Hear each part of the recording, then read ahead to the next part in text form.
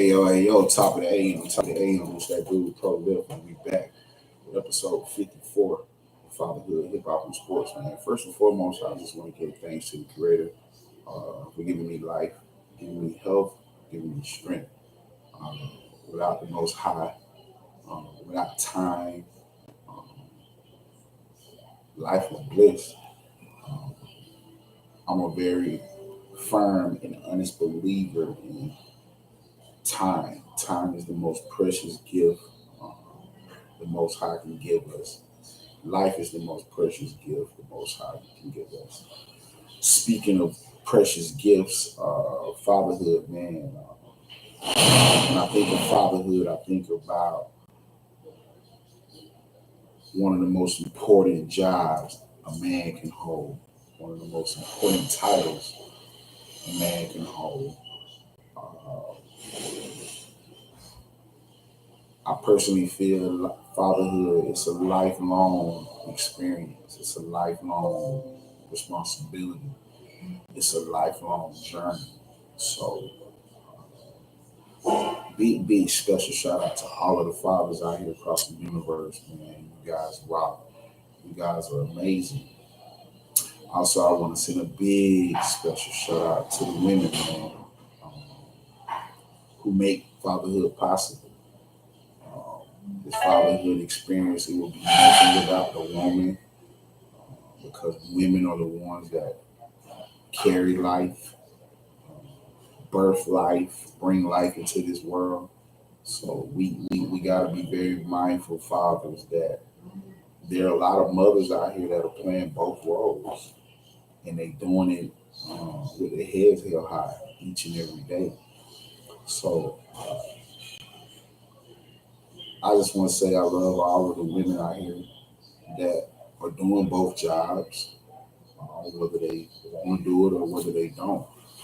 Um, I feel like no kid should never go without the feeling of love from their parents, and I know there are a lot of sacrifices as parents we have to make day in and day out to make sure our kids are, are loved and make sure our kids have things, especially the things that they need to be successful, whether it's in school, whether it's just health purposes, whether it's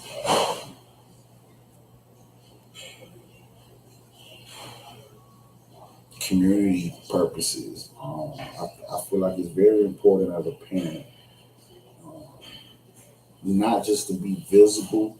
I mean, the visibility part is everything, and I feel like fathers, a lot of us may not, be married or with, the woman that we had these kids with or together anymore, but being visible dads is everything. So as long as we doing our best at showing up, being available, showing those kids that no matter what, you're gonna see my face. I'm gonna show up for you. I'm gonna fight for you. I'll always be here for you. That's what any kid wants from a parent, especially their father. So big special shout out, man, to all of the fathers, to all of the mothers out here across the world. You guys rock. You guys are amazing. Hip hop. I want to start this hip hop segment off, man, by saying big special shout out to the OG homie Juvenile, man, who we all know was one fourth of the quartet group, the Hot Boys. Came up in the mid '90s up under the Cash Money Records label, uh, coming live from the boot, the NO. Um, we all know that they supposed to have a reunion here coming next month, here next weekend, um, at the Louisiana Fest, which will be held in the Smoothie King Center. Um, that's the home of the New Orleans Pelicans. Um, it's been told to me that the BG and the Lil Turk drama, will be put to the side, and they will come together as a collective, as a one, as a unit to give their fans what they need, to give their fans what they deserve, and that's to see those guys all on one stage at one time, um, performing a lot of those hits, a lot of those dope songs that they made in the mid '90s, man. And I must admit, uh, I'm a big fan of New Orleans culture. Period. Um, New Orleans music was a soundtrack to my life coming up in the mid '90s. Yeah, I grew up in Georgia. Yeah, Atlanta. All of the artists that came out of the '80s, whether it was Outkast, whether it was Goody Mob, whether it was Pastor Troy, whether it was Tip, whether it was Jeezy, whether it was Gucci. Um, New Orleans culture still played a significant role in my childhood and my upbringing. So I thought it was very necessary that I shouted out OG Juvie, the Hot Boys, BG, Turk, and of course, the GOAT Lil Tune, um, Lil Tunchi, Weezy F, the greatest rapper alive. Uh, but I thought it was also very important to touch bases on Juvenile and the Hot Boys off the dribble because he was just in an interview with Sway. I want to say it was no, it was Big Boy, and they was talking about the whole Kendrick Lamar Lil Wayne thing with the tie in regards to the Super Bowl. We all know that has made headlines here past 2 3 months because Kendrick was chosen to perform um, in sports biggest halftime show, the Super Bowl in New Orleans, which we all know that's the city that Lil Wayne, the Hot Boys,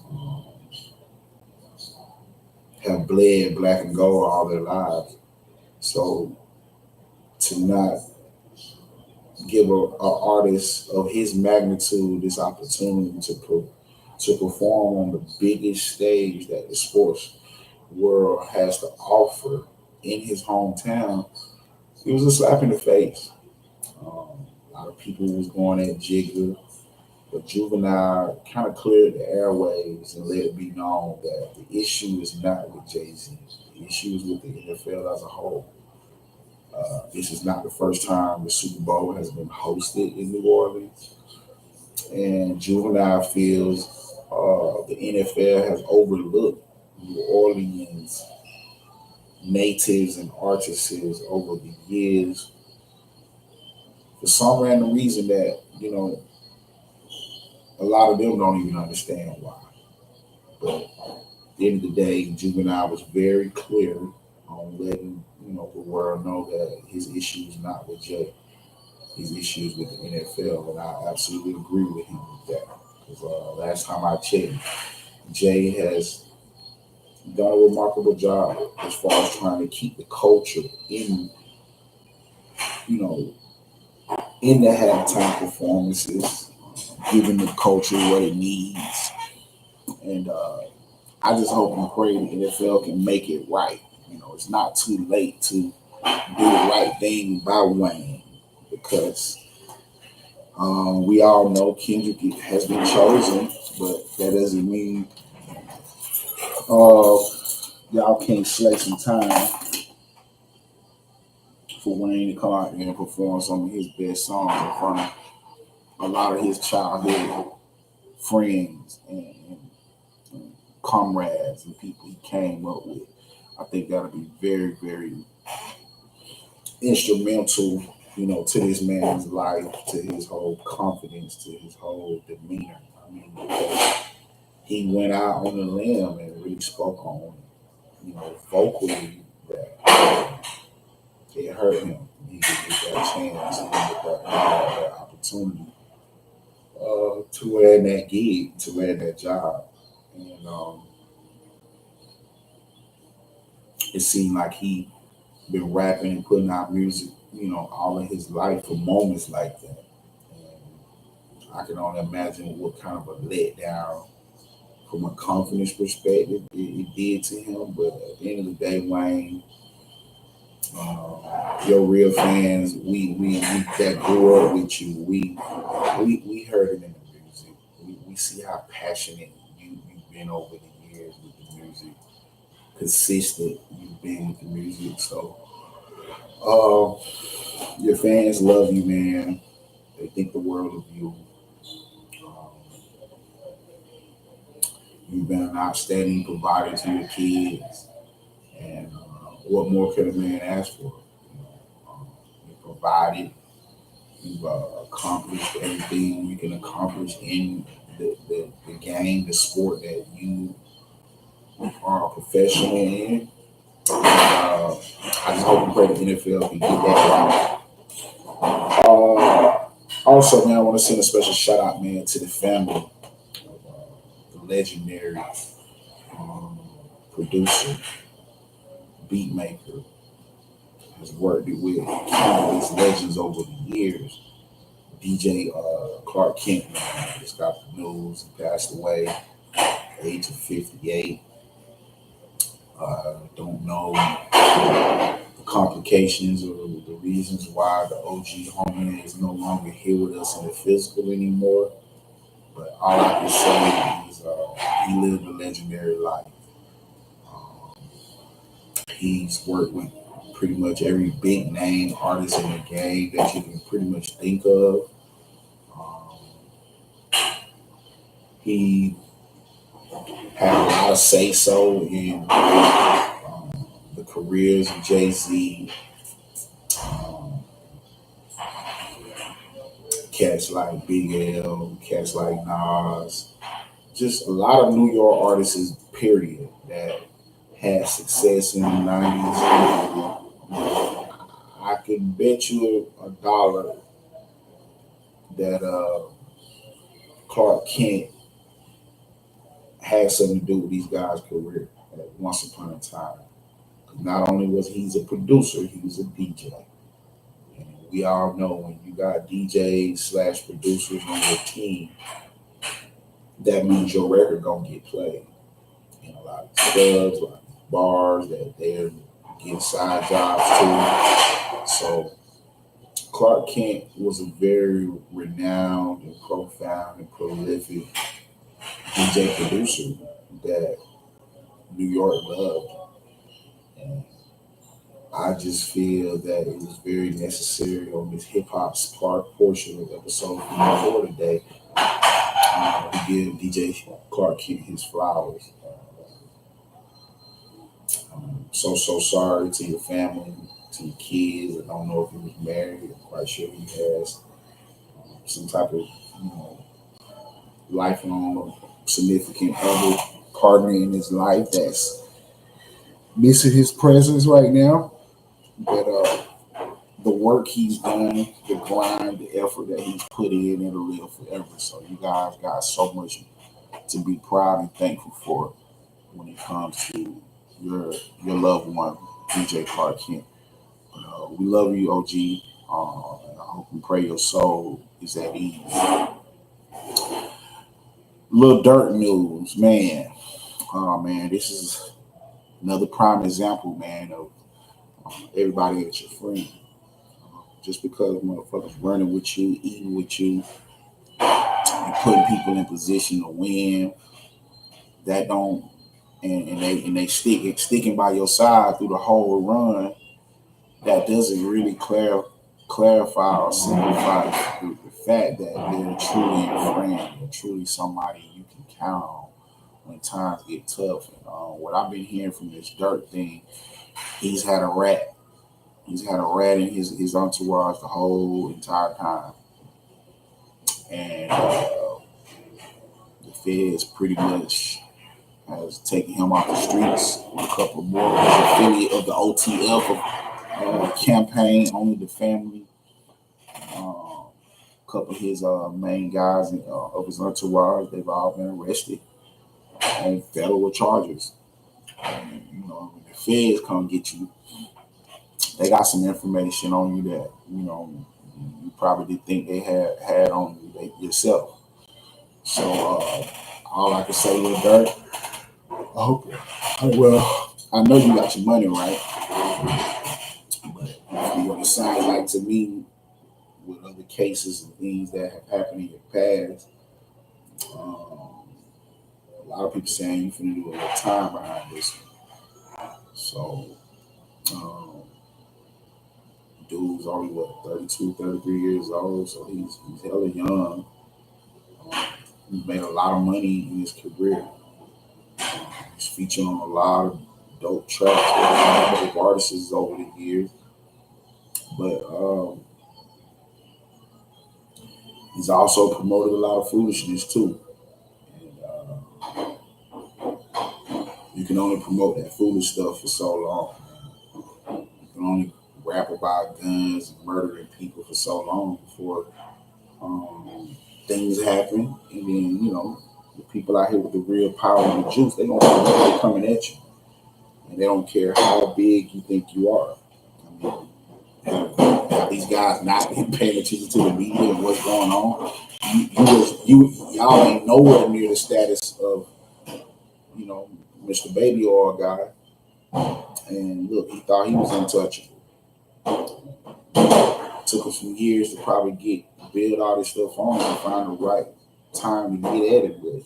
He got at it, and now he on his ass. And it seems like each and every day there's more allegations, more allegations, more allegations, and it's really sad because we're talking about a black man, man of color, that came up from the bottom, whether it was through hard work, whether it was daddy putting him on, putting him in position. I really don't know, but what I will say is this dude had a lot of prominent power in the industry for a black man, and we see where he at right now. So all this shit he got these new artists has got going on, and when I say new artists, because I know Dirk's not a new artist, but he ain't from the '90s. He ain't from the 2000s. So we talking about last 10, 12 years. We've been getting a dose of this young man out of Chicago, and he's made a name for himself. He's made a lot of money. They call him the voice. Um, I haven't really so much agreed with that because I mean most of the stuff he talk about is killing folk. You know what I'm saying? So I don't see how he's been dubbed as the voice of hip hop of the culture when 80% of the shit he's always rapped about has been killing somebody. So shit, if you want to talk about who really the voice for the people, shit, you got to get that to Mr. Compton. We got to get at the people that's winning Pulitzer prizes and people that you know body of work is being studied in fucking colleges and institutions and shit. That's a voice. That's a person that's for the people, for the culture. But I didn't give him that name. I ain't trying to strip the name away from him. I'm just bringing some light to it. Just trying to make two and two add up to be four. But I hope you got your legal stuff intact, attorneys, the bag, all that kind of stuff because this don't look good, man. They sweep you off the streets for a murder for hire, conspiracy charges and shit. On top of you already being an offender. All I can say, man, is God bless your soul, man. Sports, man. We're gonna start some sports off with some marquee college football this week. We all know what took place last weekend. Texas was not the number one team in the country. They didn't have no chance at beating Georgia because it wasn't physical enough. It wasn't mentally tough enough. And the whole starting Quinn Edwards over Archie Manning the week prior, I knew was going to set them back even when they got ready to play Georgia. You know, um, Sarkisian could have made that right by starting Archie off in that game. I mean, he did get them kind of back in the game second half wise, if you be technical about it. Because Georgia only scored um, 3 field goals, I think, second half. Yeah, but they was up 23-3 or something at the half, ended up winning 32-15. Something in that vicinity. It was 23 zip. So yeah, they ended up winning 30-15. So yeah, they beat Georgia 15-7 second half. Archie, put up a couple drives that were promising drives, but they had no chance to beat Georgia. I mean, Carson Beck turned the ball over on that first couple possessions. They were moving the ball and turned it over, but once their defense started capitalizing off of Texas's mistakes, that's when everything just started. That's when everything opened up wide, like the Red Sea. And Georgia ran the football. They were successful off the play action, and it all um, made sense, guys. Okay, so some of my key matchups this weekend, we're going with Nebraska at Ohio State. Uh, I like Ohio State. You got to take Ohio State. Nebraska is not ready for top level competition. Um, this team got straight annihilated last weekend against a team that you thought they could have been way more competitive against. I mean, the point spread, was in favor of Nebraska in a sense, but Indiana just blew through this team, man. I'm talking about straight blew through them. I don't know what Nebraska's offensive play calling scheme was really set up for that early in that day, pre-game when he was watching film and things of that nature. Really don't know what kind of game plan they tried to put together for Dylan, who is a true freshman, by the way. Um, he's probably slayed to be the top quarterback in college football next season after, the Shadors, the Carson Becks, the Cam Wards, all of those guys move on to the NFL. We're talking about uh, Dylan and Archie Manning will be the top two quarterbacks to watch out for next season. But I think Ohio State gonna blow them up, man. Like they got Ohio State favored by 26. Indiana got another big test this week, man. They got Washington. The Huskies come going down to Bend, and they got Indiana favored the same spread as last Saturday. That's the trick there, because I think Washington is way more of a oil machine than Nebraska.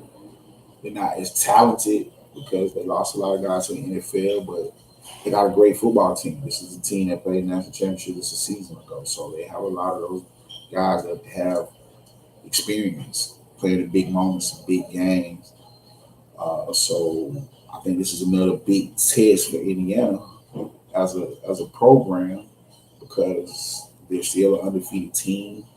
Um, they have crept up in the rankings. I think they're a top 10 team, or at least right there, top 10. But they got them, I want to say, around like 12, 13 range. But another win today should move them up a little more, especially if we get some losses in the top 10, which could come. Speaking of losses in the top 10, I just don't see how UCF is favored over BYU. I know KJ Jefferson, the OG quarterback that used to be at Arkansas before he transferred over there, is still there. But shit, he got benched last week, you know, or a week before or something, by a true freshman. So you telling me a true freshman is favored to win over a 7-0 team that's been geeking, that's been playing great football, and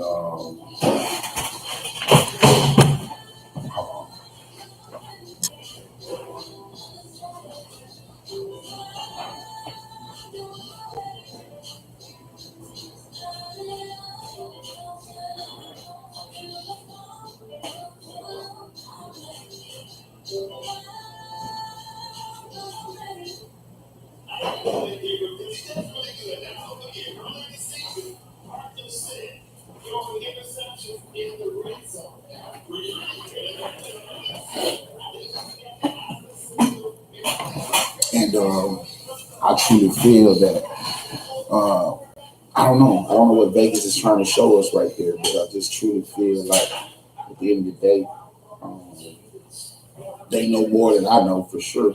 They're experts, they're professionals, but I just don't see how BYU is not favored in that football game. Hey Wayne, stop playing, bro. When I put something on the TV, leave it there. You ain't even watching it. Coordinator. So I just put it on the news like that. So be lucky. Man, something.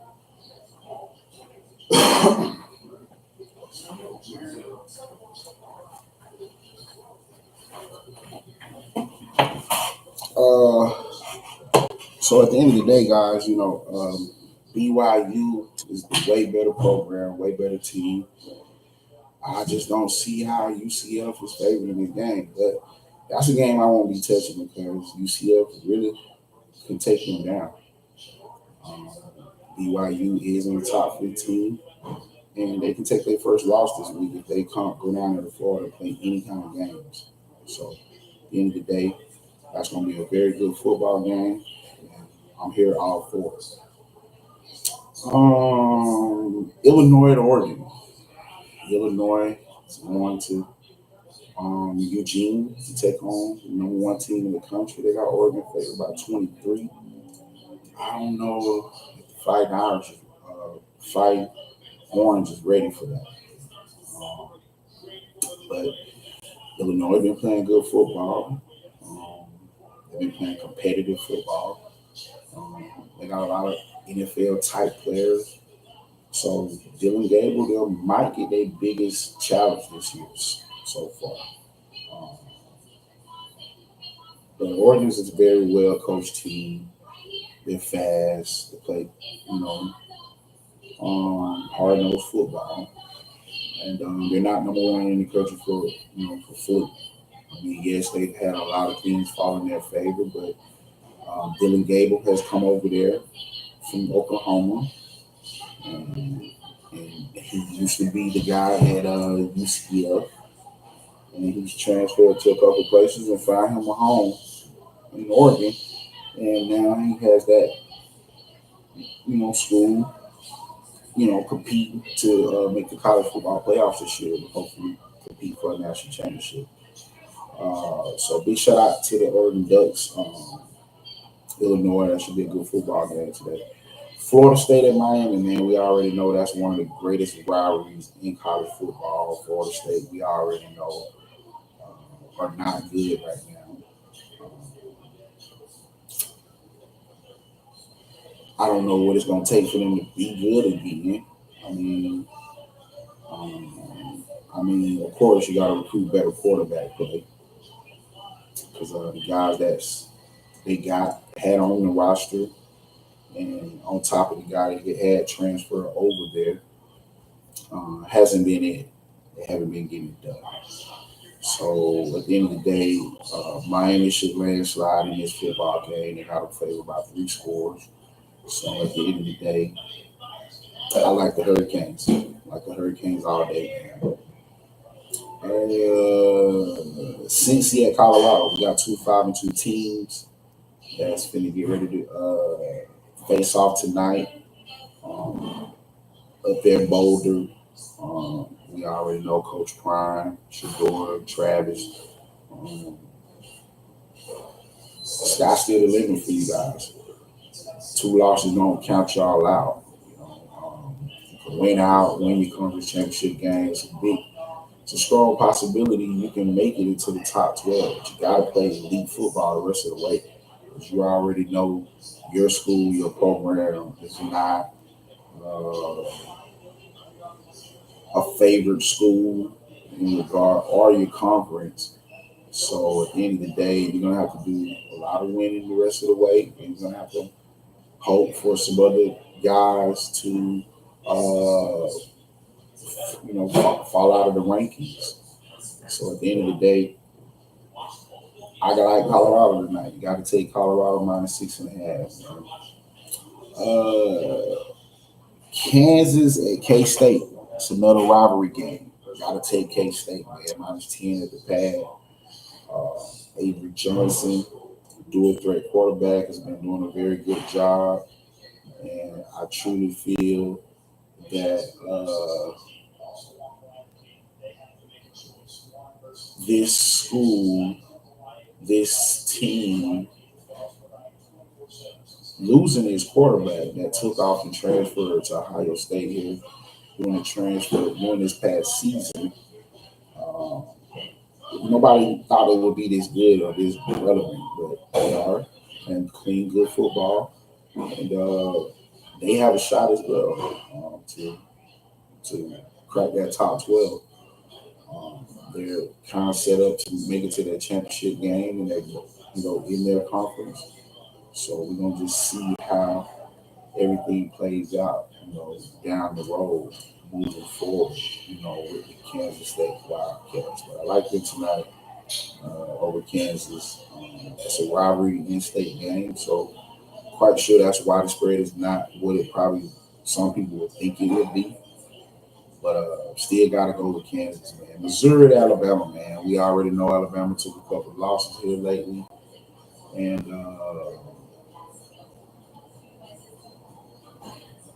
minus 15.5. Missouri, they got they giving it Missouri 15.5 points. So I truly feel that game is something I just rather watch. Alabama has not really played a clean football game all season long, beside that one half they played against Georgia. And we already know what happened in the second half of that game. They didn't play clean, all the way legit, thorough football in the end. And it almost cost them that game. So all I can say is I just want to be a fan of that game, watch that game. But we have way more marquee games, rivalry games, slate to be good football games on this Saturday. But I couldn't cover every one of them because that'll kind of take away the thrill of what you guys have to look forward to. But what I will say, though, all of these kids are competing to get to the next level. College football is truly that time of the year where you're going to see the best of the best. You're going to get the best out of these kids because these kids are really trying to get to the next level. So at the end of the day, there's nothing going on. We all set up there. Huh? We all set up there. You sure? Let me come check it out.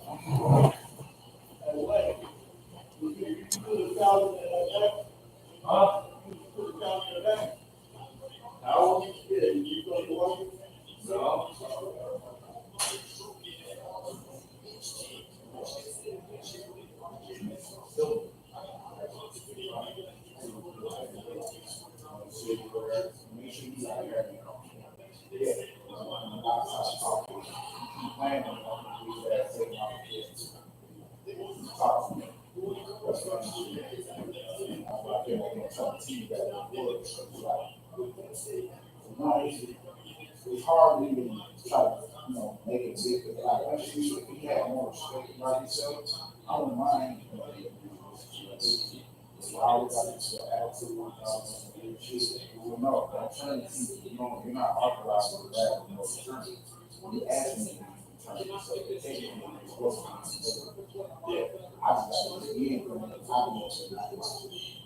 I like to do ways. So you just want to come out and trying to teach me and not ask me. Sound disrespectful.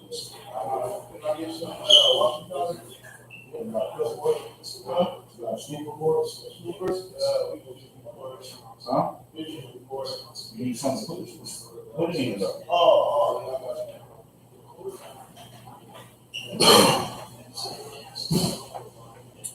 Yeah, so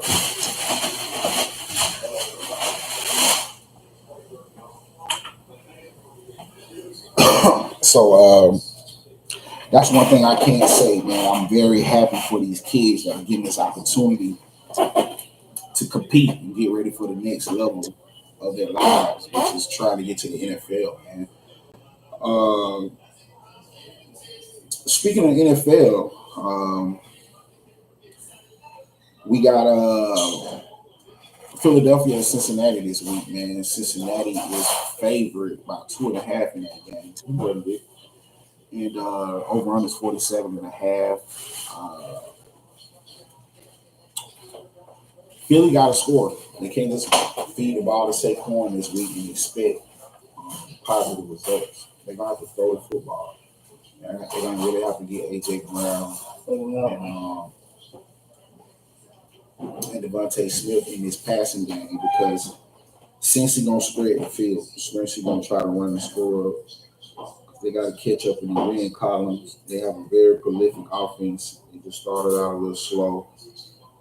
We all know Joe Burrow can throw the best of them. So I like that game. I like Cincy in that game, man. Baltimore, we already know started out 0-2 and have run off 5 straight victories. The hottest team in the league right now. Nobody wants to face them. The Derrick Henry, Lamar Jackson duo combination is very deadly right now. We can't forget OG Mark Andrews. He's been a pillar to that offense, especially during the Lamar Jackson era. Man, I mean, he's been a pillar to that team since he's been there. I mean, we remember him catching a lot of big passes in the postseason with Joe Flacco there. So Mark Andrews is a real like catalyst to what Baltimore's identity is. So, and by the way, give him some kudos and flowers because he's got now the Ravens all-time receiving leader. I want to say I don't know if it's an interception, receiving yard, or touchdown, one of the three. But he's put together a very stellar career for himself, and that would be very dope if he can, get a chance to win another Super Bowl. I've been a fan of Mark Andrews ever since he's been in the league. He came out of Oklahoma. Very ferocious tight end, catches everything. And he has a lot of upside moving, forward as far as in this offense and what John Harbaugh and the Baltimore Ravens are really trying to do over up there. Tennessee at Detroit. I love Detroit. Tennessee don't got a chance. Cardinals at Miami, man. They're bringing Tua back. Tua has been cleared to come back and play. Got Miami -4.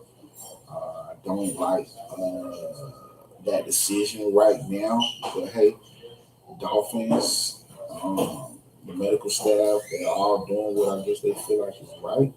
So big special shout out to Tua, man, his family. I hope and pray he can stay healthy. And I just hope and pray he finds some kind of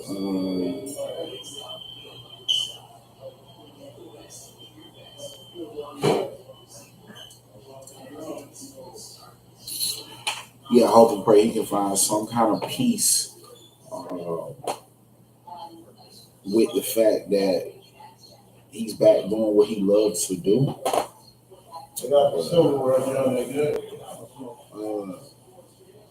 He's back doing what they love to do, and at the end of the day, I just hope and pray he can stay safe, man, stay healthy. 'Cause, football is a dangerous sport. It's a dangerous game, and nobody want to see a person keep getting head injuries, man. It's not safe. It's not safe. Bills at Seattle. DK Metcalf is out. Gotta go with Bills, man. Bills playing good football. Um, Josh Allen moving that ball. He's throwing that thing. Amari Cooper is coming in and kind of fitting in real well with what they're trying to do, what they want to do. So you gotta go on the road, man. Dallas, so they got Frisco minus 4.5. These are two storied franchises that are going for wins nowadays. But uh, I don't know. I might just be a fan of that game. Like I want to be at Missouri, Alabama, and just watch the game, man. But they got Frisco minus 4.5, man. I don't know if that's a trap game. I don't know what it really is, but I truly feel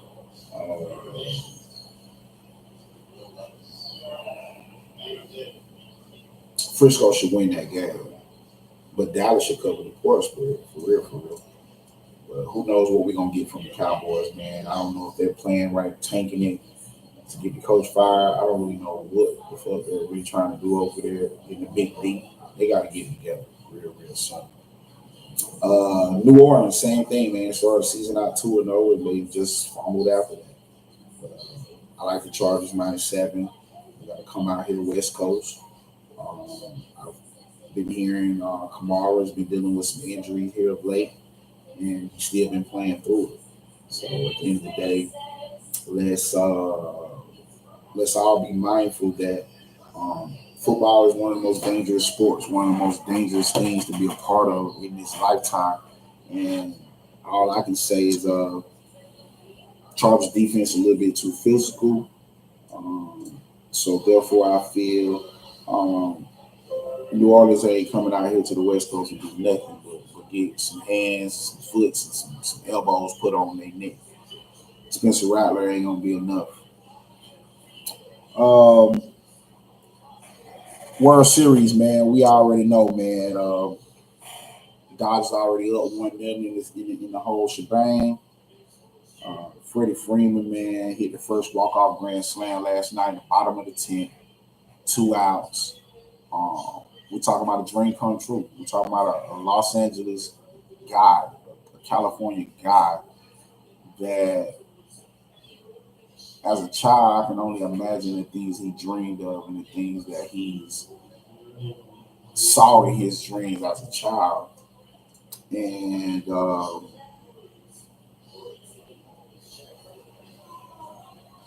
at the end of the day, I know his emotions is all over the place right now, because Yankees was 1 out away, 1 pitch away from winning, still in game one, 3-2. This guy goes off and hit a grand slam. He could have hit a base hit and won the game. He hit a grand slam. And I'm talking about the way he threw the bat after he knew it was a wrap. He knew it was out of there. So big special shout out to Freddie Freeman, man. We all know Freddie from my Atlanta Braves. Came up with the Braves September 2010. So we're talking about a 14-year veteran that got traded to the Dodgers after he won a World Series with the Braves. And all I can say, man, is my heart feels good for Freddie. It feels good for the Dodgers. The Dodgers just lost one of the best pitchers in franchise history. He was very instrumental to the Latin Hispanic community here in LA. Mr. Venezuela, Southpaw, also pitched for the Padres. Um, Lost his life here this week. So it's only in the universe for the Dodgers to complete this thing. But I got the Yankees tonight for sure, man. I think they're too good of a team to go down 0-2, especially going back home 0-2. Could go back home 0-2 and win all three at home. Who knows? Um, they got three straight in the Bronx after tonight. But they should even the series tonight, man. But big special shout out to Freddie Freeman, man, on a very monstrous at bat last night. 6-3. Dodgers run line and over. That was real good baseball right there.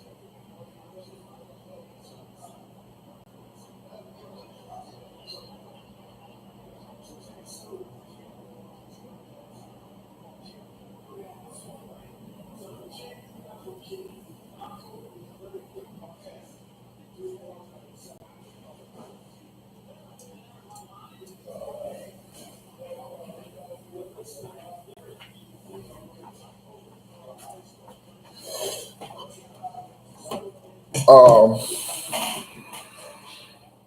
yeah, I don't like New Orleans to come to the West Coast to do nothing but just get beat up on. They are not a good football team right now. I don't know if they are just going through some things psychologically, but at the end of the day, I like the Chargers, man. I like the Chargers to take care of business. Even though they played a real sloppy game on Monday night, it's the Cardinals. They gave that game up right there at the end on the field goal, but they got a chance to turn around and get right this weekend. You get a win and get back in the W column, win column. Uh, NBA, man. NBA, we already know started off this week. Um, I want to send a special shout out, man. We already know LeBron and his son have made history. They're the first father son duo to ever play at an NBA basketball game together. They're not the first father son duo to play in a game together, major sports wise, but they are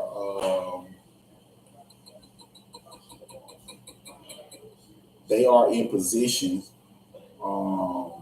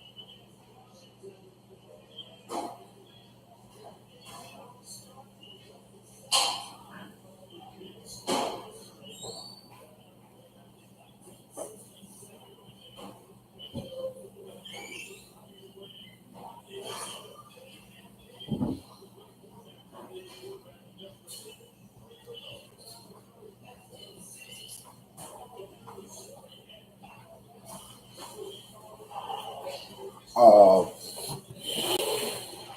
they made history, man, and they had the opportunity to take some pictures with Ken Griffey Jr. and his dad, who were probably the last father-son duo to ever play in a major sports game together on the same team, all of that good stuff. So big special shout out, man, to LeBron, his son, man, for doing the unthinkable. I know LeBron is so heartfelt for this moment he's been given right now. He's grateful. That's been the term I've been hearing come from him. Running a lot. They are grateful. Um, you got a lot of people out here that are not grateful, man. You got a lot of people out here that they want people to feel sorry for them. You got a lot of people out here that are running a narrative that, you know, if it works for you, that don't mean it's gonna work for somebody else. That don't mean somebody else won't even try to run that narrative because it's working for somebody else. Like, you know, I'm a firm believer in to each his own. You know, if something working for you, you know, let that work for you. That don't mean you're supposed to be out here trying to push that off on anybody else because that's working for you. You know, at the end of the day, man, I'm a very stay in my lane type of person, mind my business type of person. You don't never catch me on the internet um, throwing shade, down talking nobody's situation because times get tough for all of us. You know? But it's all about how you deal with adversity, man. It's all about how prayed up you stand out here. You know, you got to keep some God in your life. You know, these subscribers and this internet stuff. Um, at the end of the day, a lot of this is fake because you got people out here in real time. They ain't prayed up. You know, you got people out here in real time. Their focus, their agenda is just money. You know, and trying to obtain riches and fame to flex on people, look down on people. But then they wonder why the Most High put you in the situation you're in the first place because you was on foolishness the entire time.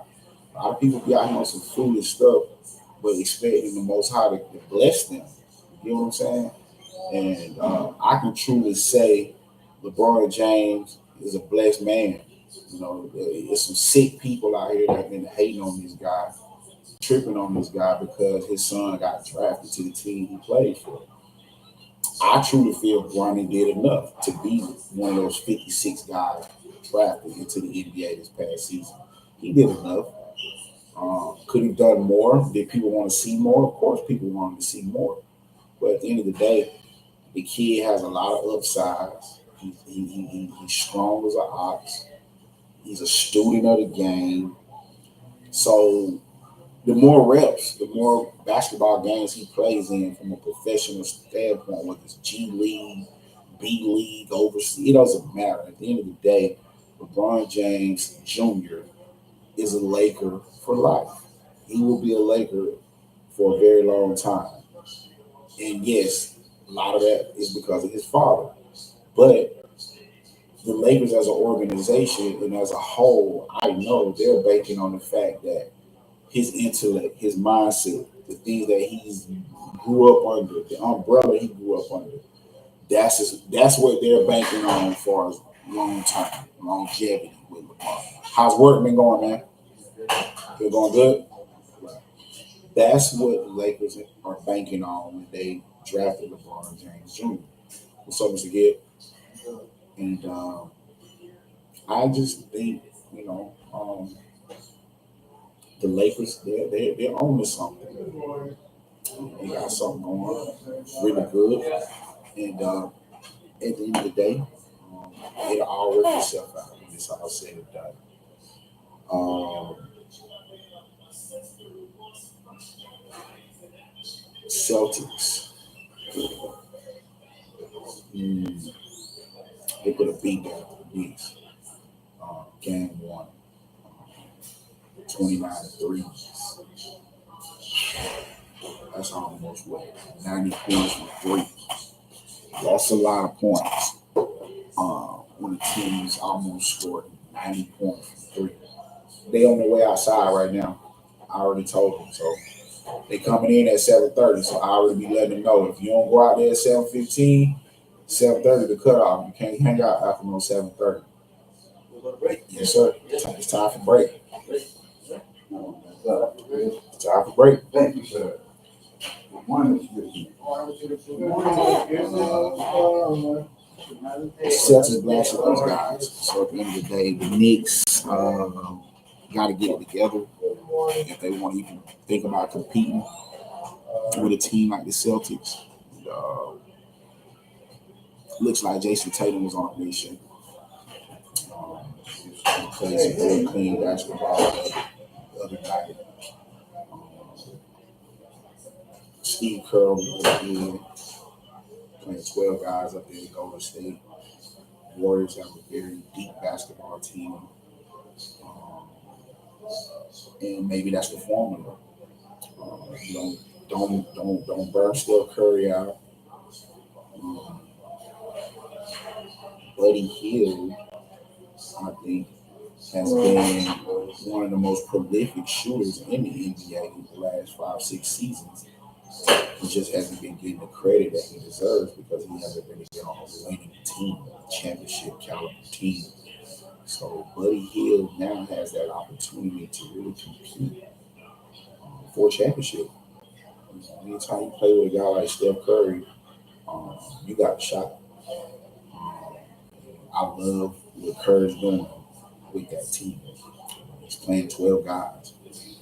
So that means he's giving 5 more guys on top of the 5 he started an opportunity to get in the game and make an impact. So that's going to be scary moving forward. On top of it, it's going to keep his start fresh for the long haul. So big special shout out to the Golden State Warriors and what they're doing up there. You know, it's only 2 games in, but I feel like the Olympics has really helped him as a coach. So that's going to be scary for the rest of the league. That's where we at in this day and time. This is a league that's strictly off of adjusting to each other. College basketball, man.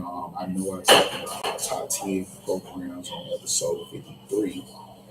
And as I promised, I would touch bases on teams 11 through 20. And our number 11 team in the country is the Auburn Tigers, followed by number 12, Tennessee. Number 13, we got Texas A&M. Number 14, we got Purdue. We already know Purdue lost Zach Edey, who was a big player of the year in college basketball last season. So, but don't count the Purdue Boilermakers out. They're going to look a lot different this year because they had the biggest, tallest basketball player in college basketball on their team the last 5 seasons. So now he's not there anymore. So it's going to be a new look in Purdue for the Boilermakers. So pretty anxious to see how things going to fare out for them. But it should be pretty interesting moving forward. Number 15 got the Creighton Jayhawks. Number 16 we got Arkansas. We already know Arkansas is led down by Mr. John Calipari, who left Kentucky and took the job for the Razorbacks. I think Coach Cal will bring some winning down at Little Rock. Little Rock hasn't won anything in a very long time. But I don't know, Razorback basketball might be back. But they're not the top team in the SEC right now. Alabama, Crimson Tide is the number 2 team in the country. So they are the top of the SEC right now. But this is preseason. These kids haven't really played the game yet. There's a lot of stuff to see. And there's a lot of stuff that needs to formulate before we can just start saying, hey, these guys the best in the league, they're the best at this and best at that. We really got to see it with our own eyes and let it formulate before we can just go to put the titles and labels on these schools. At 18, we got Marquette. At 19, we got Texas. At number 20, we got Cincinnati. Sounds to me those are 20 elite schools that make up that top 20 in the country right now. Things can change, and Morning, Mr. Mitchell. Morning. Did you get your clothes? Did you get your clothes and everything taken care of? Yeah, I need some cosmetics, so they said that you get it the morning staff. You never gave me any when I came in. Like soap and things Soap, of that nature. shampoo. Okay, that's the young lady that's in control of all of that. Okay. She's off on the weekends. Oh, okay. So when I come in there and do my 7:30 rounds right now, I'll holler at some of the other guys to see if they can pass up off. I got something for the weekend. Okay, if you got something to get you by, Yeah. then cool. But when Monday morning comes, I say by 9:30, let Miss, double back with Miss Denasia because that's like her department with all the soap and towel, like special stuff like that. Okay. That's her lane. So Cool. you got to get with her on that. All right. Thank you. Okay. Yes, sir.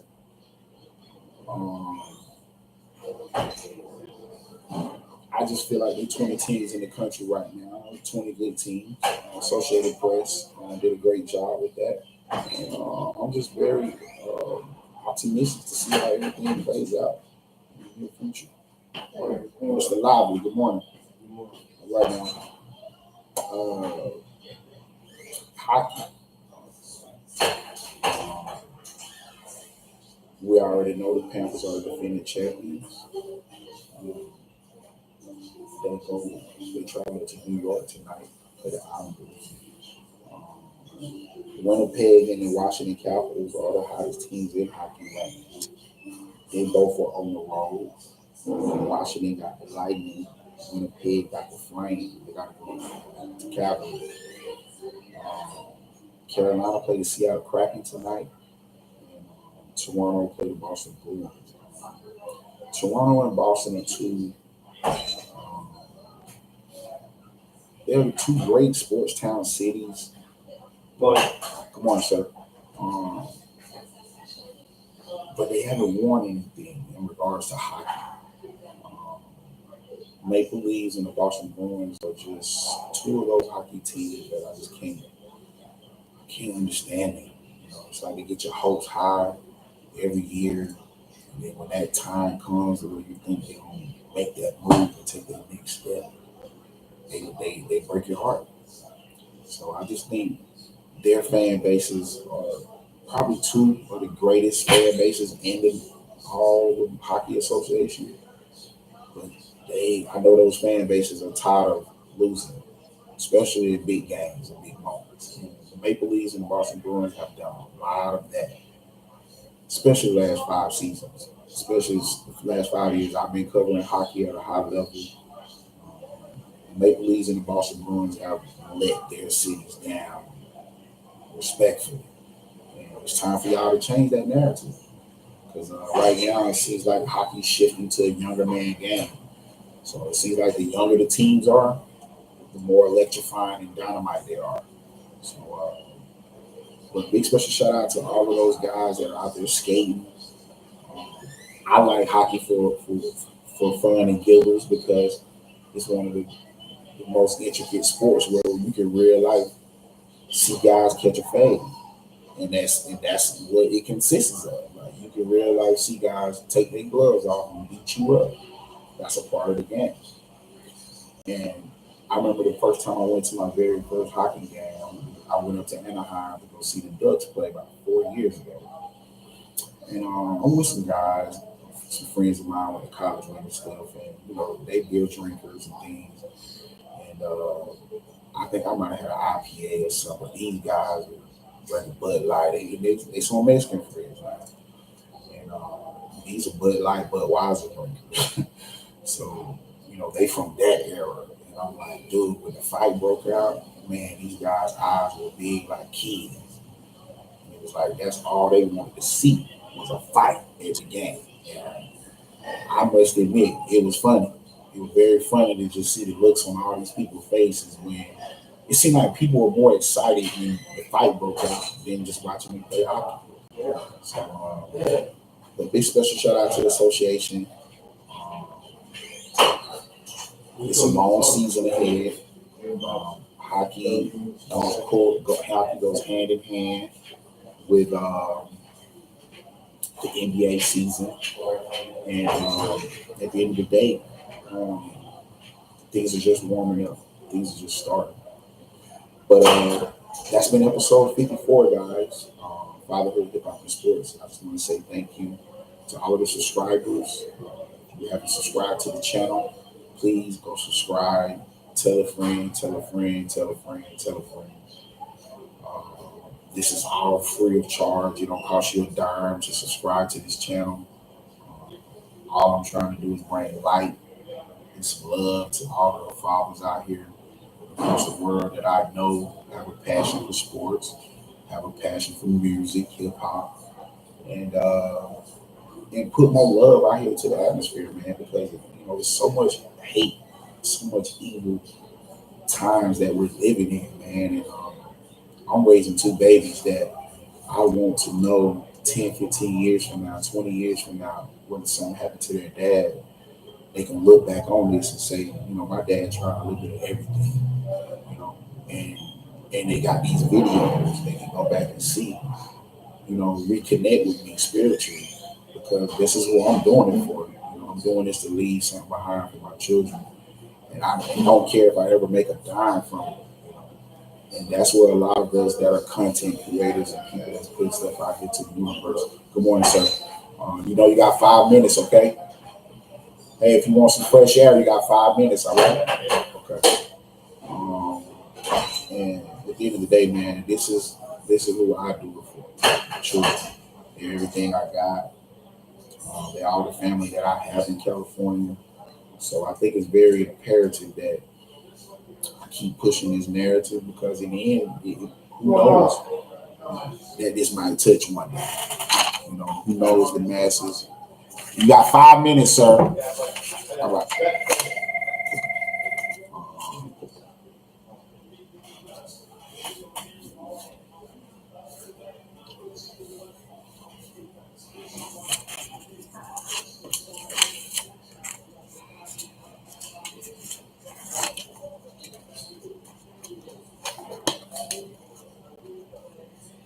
With who?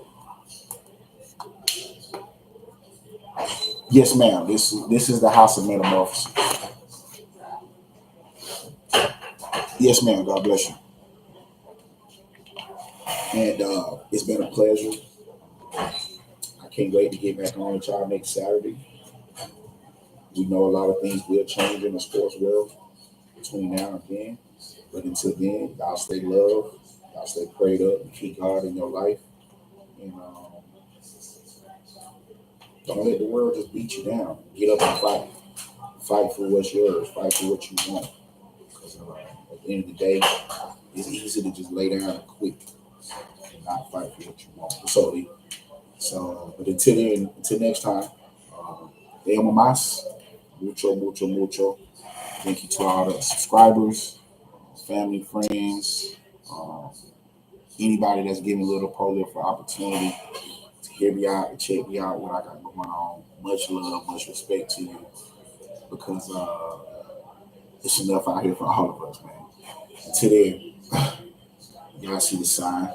Kindness starts here. And you don't take a dime. Be kind. Straight like that.